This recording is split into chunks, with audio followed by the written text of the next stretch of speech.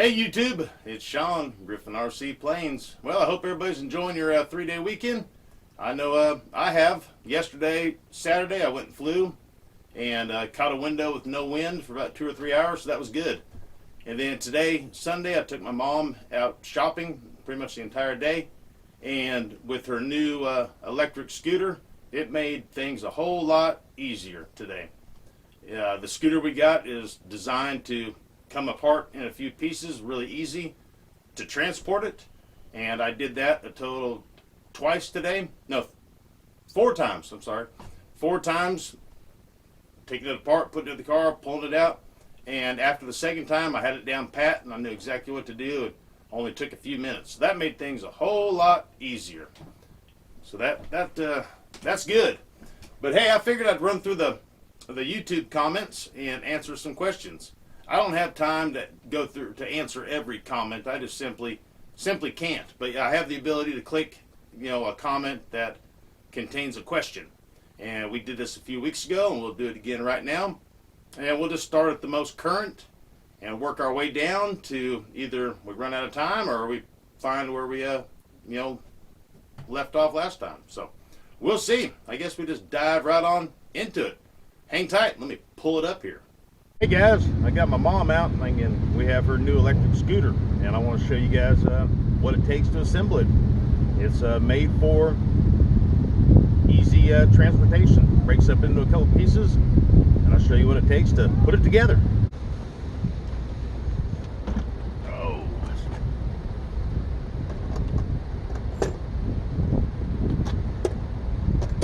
Piece number 1, and make sure you guys can see it.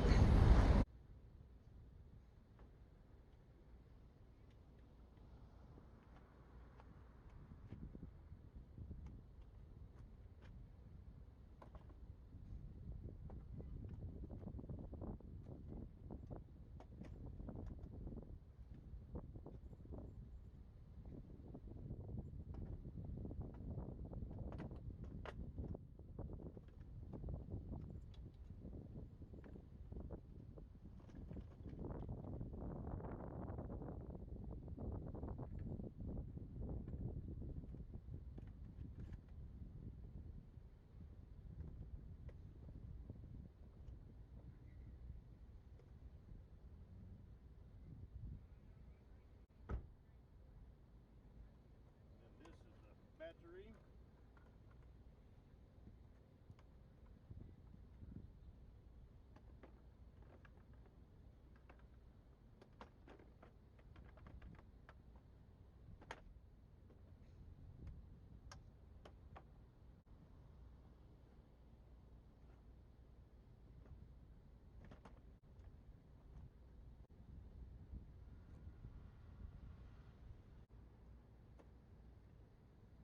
And that's it.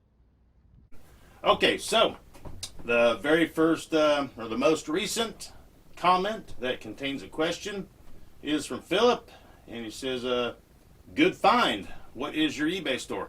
That was when I did the video the other night showing that my 99-cent Spektrum brushless motor mount that I got on eBay.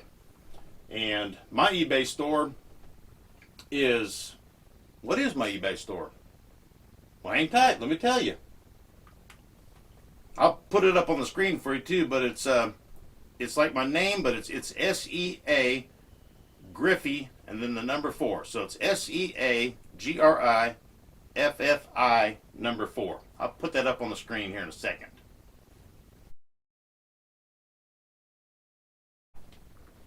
All right, and the next one is from I love this dyslexic pilot. At first I'm like DSLEX. Then I get it. Dyslexic pilot is Captain Hardaway. He says, do you think if you would have used extra glue all the way around that it wouldn't have tweaked it so much as instructed? It wouldn't have broken, perhaps. I never read them either. LOL. Laugh out loud. But I'm Captain Hardaway. Okay, perfect. I love it, man. I love it. So we're talking about the Avios King Twin. At the very front of the plane, it has this plastic nose cone, And in the instructions it said to glue the round nose cone on all the way. And I didn't do that. I just rigged up a couple ways to put a couple little screws in there just to hold it there for decoration, thinking that I might need to take it off at some point. And anyways, I had a pretty tough landing, and the whole front of the plane got messed up. The landing gear got pushed up. Where the two pieces of the fuselage come together, like from the factory, it was all tweaked up. And then that made me think, if I would have glued that round cone on there, would it have held everything in place? And I bet it would have. It's all glued in there now, and things are solid. I read the directions and I still didn't do it. So, and then Jacob says, "What size composite prop are you using on your extra 300?" And I did answer him. And a 13 by 6.5, 13.65 plastic prop. Now let me get one. I'll show it to you. Okay, 13 by 6.5 prop. That's what he's talking about on my extra 300. It comes stock with a wood 13 by 6. These are 13.65. I haven't had any issues with them at all. These are not 13.65s, but this is what the packages look like. And it's very important that it says thin electric. Okay, these props can be for a gas plane or glow engine, or even it would say a pusher. There's many different variations of prop, but it needs to say thin electric, and right below it says not for gas. So make sure it says thin electric, and it'll say 13 by 6.5. Here's another one, thin electric, not for gas. This one says 13 by 7 sport. This is probably for a glow engine. It just turned up in my pile. But make sure you get the thin electric, and then it says not for gas.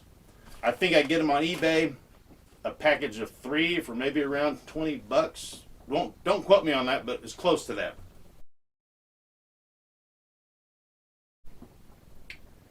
And Beach Trash. He says, "Hi, Sean. I think I see a problem, so let me ask you a couple questions.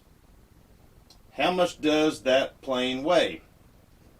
All right, talking about the damage on the Avios King Twin with the how I didn't glue the nose cone on. How much does it weigh? What size motors and battery are you using? The necklace looks huge. I wonder if that nose cone is the necklaces. The necklaces. What is a necklaces? Looks huge, and I'm sure there is a lot of empty space in them. Boy, I don't know what a necklace is. I need to, hold on, we need to Google this. All right, here we have it. Learn something every day. This is the cowling around the engine, or it is the necklaces. It's pronounced nacelle, and that is a streamlined housing or tank for something on the outside of an aircraft or motor vehicle. So that's the outer casing of an aircraft engine. That's cool. So thanks for teaching me that. He said the nacelles look huge, and I'm sure there is a lot of empty space in them. Also, dude, those wings look awfully short for that plane. When a foam plane is heavy, it will cause the foam to want to flex under load. Kind of like it is in the, read more, kind of like it's under load.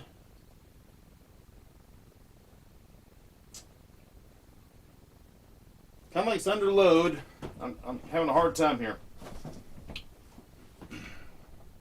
Okay, the wing looks awfully short. When a foam plane is heavy, it will cause the foam to want to flex under load. Yes. Kind of like it is in the nose. But the elevator and the whole tail can also flex when you move the control surfaces. I have a foam plastic plane that will flex in the tail a little when I move the rudder or the elevator. It only really does it when I put a big battery inside, like a 4S 8000. That's pretty big. It's the weight. Not sure if this is what's going on here, but check the difference when flying light as opposed to normal or heavy load. All right, yep, so that was like me going to grammar school there. But I know he's talking about the weight of the battery makes a big difference in the way they fly. So yes, that's a good idea. I should try a lighter battery versus a heavier battery and see. I guess beach trash doesn't fly a whole lot of foamies. That's all I fly. I have a couple wood ones, but the foamies is what we like. And yeah, the wings, they fly, they flop. So hey, I will try that with 2 different batteries, and we'll report back. And Mark S says, what temperature are you running your iron at? Okay, so that's when I was putting the decals back on the extra 300 wing, and I was also kind of adding the clear vinyl sheets, and I got my little iron that you guys that do it more than me apply your monocoat and other coverings around your airplanes. The dial is set to well, let me show it to you. All right, it's like show and tell. So when you turn the knob from the left to the right, at position 4 is 327 degrees. I've been kind of between the 3 and the 4, and it seems to work. When I put a little piece of that clear vinyl down, and you hold this thing on there more than a second or two, the edges of the vinyl curl up.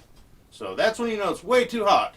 So I normally keep it right around, if we're gonna look at position 3 and position 4, like 3 3/4, almost to the 4.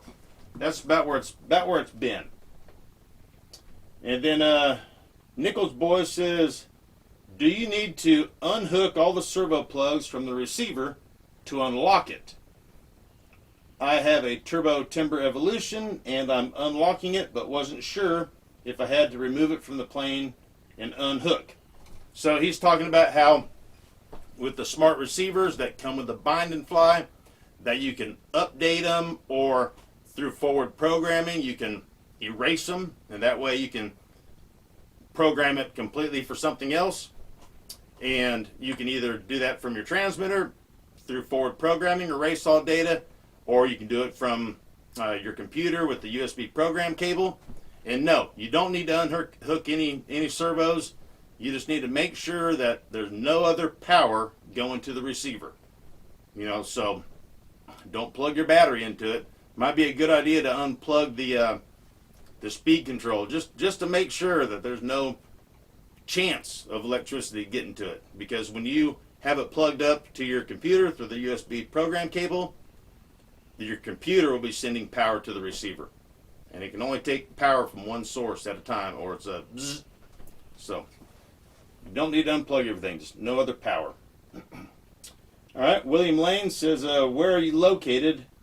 I have a Freewing F-18 that needs a lot of help. I'm in Nashville, Tennessee. And Crazy Quad Brother P3 says, who didn't know that? I guess the noobs. You good? He's talking about a Spektrum battery trick that we did in a previous video. We'll talk about that later on too. 07350ZHR says, I need to find some good glue to assemble a Skywalker big plane. Could you recommend a brand? I don't know what the Skywalker big plane is. If it's wood, I just use 2-part epoxy that you can pretty much pick up anywhere, from Walmart to Lowe's to a hobby store, where you just mix the 2 parts in half, even halves. If that's what you're doing, a wood plane, the 2-part epoxy seems to work fine. And that epoxy is good for everything, from wood to metal to glass to this carpet. I mean, you can glue anything with that stuff.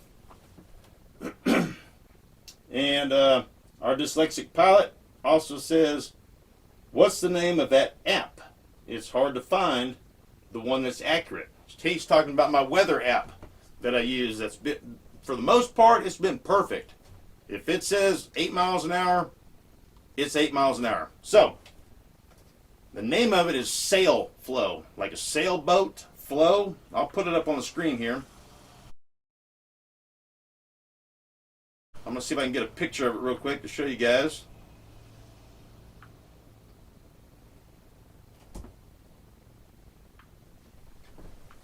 So it looks like a sailboat. I'll do it one more time here. Sail flow. Sail, like a sailboat, and flow, F-O-W, sail flow. And then what you do is when you go to that app, just get the free version, don't buy anything, and once you pull it up, it'll pull up weather stations that are closest to you. Mine, there's 2 that are really close to me. One is a municipal airport, and then the other one is a Vanderbilt University. They're both like an even 4 miles from me. So I look at both of them and kind of, I know the airport is more on the outside of the city, so there's no buildings that are going to block the breeze. And then Vanderbilt is more in the city, so chance of stuff blocking the breeze will be better. So I kind of look at the airport, and if it says 10 miles an hour there, and then the university says 6, then I know it's going to be the 10 where I fly because there's nothing blocking the wind. So it's pretty good app. For the most part, I'd say for 99.9%, it's spot on. Sail flow. And there's Dave Garbett. I responded to him. Patrick Hoyle, I responded to him. He's a friend of mine we fly with. And so that's it. So that's everybody caught up. So that was fun. So hey, I'll put the name of the app up on the screen, and then also name my eBay store. And don't forget, I sell touch-up paint for E-Flite and FMS airplanes. The sales been pretty dang good, like real good. One day after work, I was busy. I don't know what I've sold, several hundred. So it turned out to be a pretty good deal. So when you're on eBay, you can look for. If you don't want to look for my specific store name, you can just type in E-Flite touch-up paint, and you'll see them. I got a lot of planes and more coming. And I'm starting to get into free wing. I got some replacement parts. I just need to get down to the lab and start mixing in the mixology. It takes a while to get the colors right. You know, you can get it right, by looking at it, but you got to paint it on. You got to let it dry, and you got to check it out. So, all right, guys. Hey, thank you, and subscribe if you haven't. Give me a thumbs up. Leave a comment. If it has a question involved, we'll do it on answer the question videos. And I guess that's all, guys. So thank you very much. Until next time, you'll see me here. The remote's right here. Adios.